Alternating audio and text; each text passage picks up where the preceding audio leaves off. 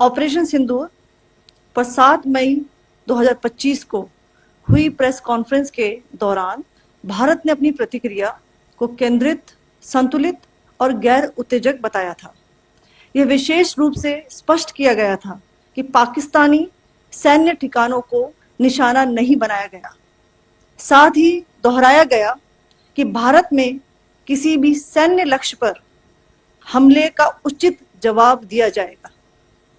7 से 8 मई 2025 की रात को पाकिस्तान ने उत्तरी और पश्चिमी भारत में स्थित कई सैन्य ठिकानों को, जैसे कि अवंतीपुरा, श्रीनगर, जम्मू, पठानकोट, अमृतसर, कपूरथला, जालंधर, लुधियाना, आदमपुर, भटिंडा, चंडीगढ़, नाल, फलौदी, उत्तरलाई और भुज पर ड्रोन और मिसाइलों से हमला करने का प्रयास किया।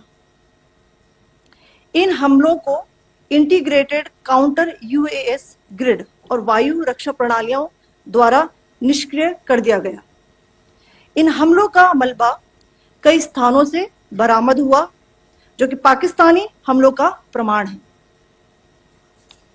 On the night of 7th May 2025, Pakistan attempted to engage a number of military targets in northern and western India using drones and missiles. These places included Avantipura, Srinagar, Jammu, Pathankot, Amritsar, Kapurthala, Nal, Jalandhar, Ludhiana, Adampur, Bhatinda, Chandigarh, Falodi, Uttarlai and Bhuj. These were neutralized by the integrated counter unmanned aerial system and other air defense systems.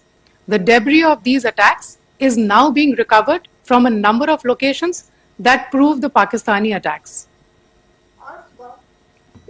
आज सुबह भारतीय सशस्त्र बलों ने पाकिस्तान के कई स्थानों पर वायु रक्षा रडार और प्रणालियों को निशाना बनाया। भारत की प्रतिक्रिया समान क्षेत्र में समान तीव्रता के साथ की गई। यह विश्वसनीय रूप से ज्ञात हुआ कि लाहौर में स्थित एक वायु रक्षा प्रणाली को निष्क्रिय कर दिया गया।